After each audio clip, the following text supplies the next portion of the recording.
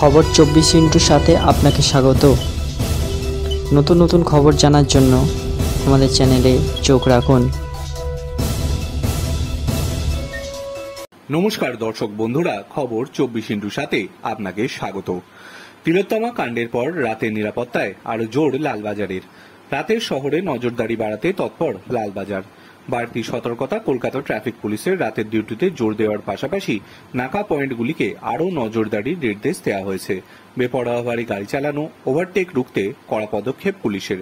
হেলমেটবিহীন bike আরোহীদের বিরুদ্ধেও কড়া ব্যবস্থা নেওয়া হবে। ট্রাফিক গার্ড লাগোয়া হাসপাতাল হস্টেলে বাড়তি নজরদারি চলবে আর জোর দিতে বলা হয়েছে মহিলা এবং শিশুদের সুরক্ষায়। অন্যদিকে রাজ্য পুলিশের তরফে একগুচ্ছ নির্দেশিকা জারি করা হয়েছে। 18 দফার নির্দেশিকা জারি করা হয়েছে। নির্দেশিকায় বলা হয়েছে কোনো খবর পাওয়ার সঙ্গে সঙ্গে মামলা রুজু করতে হবে। মহিলা এবং শিশুদের ক্ষেত্রে সহানুভূতি নিয়ে কাজ করতে হবে। ঘটনাস্থলে দ্রুত পৌঁছতে হবে এবং সেই জায়গা পুলিশ লাইন পার করবেন না টেপ দিয়ে ঘিরে ফেলতে হবে। ঘটনাস্থল সংরক্ষিত রাখতে হবে। পুলিশ সুপার বা সিপিএম পদমর্যাদার অফিসারদের ঘটনাস্থল পরিদর্শন করার কথাও বলা হয়েছে। ঘটনাস্থলে ভিডিওগ্রাফি করতেই হবে। স্নিফার ডগ, ফরেনসিক এক্সপার্ট ঘটনাস্থল পরিদর্শন করবে দ্রুত। সিজার লিস্ট তৈরির সময় সিসিটিভির টাইম ম্যাচের পাশাপাশি ঘড়ি এবং মোবাইল দেখে টাইম এবং তারিখ লেখা বাধ্যতামূলক। আত্মীয় পরিজনদের ঘটনা সম্পর্কে সঠিক তথ্য দেওয়া এবং ময়না তদন্ত পর্যন্ত তাদের সঠিক পথে তথ্য দিতে হবে। ঘটনার পর থেকে ওসি আইসি পদমর্যাদার অফিসাররা নিরন্তর যেন পরিবারের সঙ্গে যোগাযোগ রেখে চলেন। ময়না তদন্তের সময় এক্সিকিউটিভ ম্যাজিস্ট্রেট এবং রক্তের সম্পর্কের কেউ বা পরিবারকে রাখতে হবে। ভিডিওগ্রাফি বাধ্যতামূলক। ভিসেরা, ভ্যাজাইনাল সোয়াব সংগ্রহ এবং তা সংরক্ষণ করে রাখতে হবে।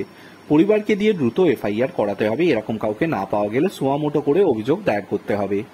অপরাধীকে দ্রুত চিহ্নিত করার পাশাপাশি টিম তৈরি করে অপরাধীকে দ্রুত গ্রেফতার করতে হবে।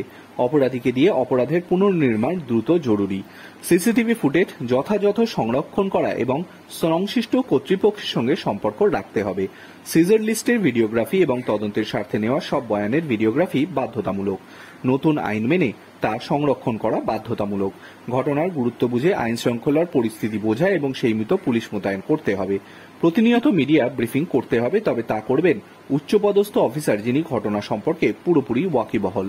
পুলিশ সকলকে মামলা সম্পর্কে গোপনীয়তা রক্ষা করতে হবে, বিশেষ করে মিডিয়ার কাছে যেন আগে থেকে খবর না বেরিয়ে যায়।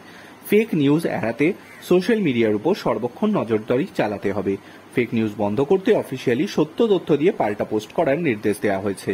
জোনাল এডিজি আইডি পদমর্যাদার অফিসারদের নির্দেশ দেওয়া হয়েছে যে সব স্তরের পুলিশ কর্মীদের এই ধরনের বিষয়ে সচেতন করা। ওয়াকিবহল মহলের দাবি, আরজিকর কাণ্ডে কলকাতা পুলিশকে একাধিক প্রশ্নের মুখে পড়তে হচ্ছে।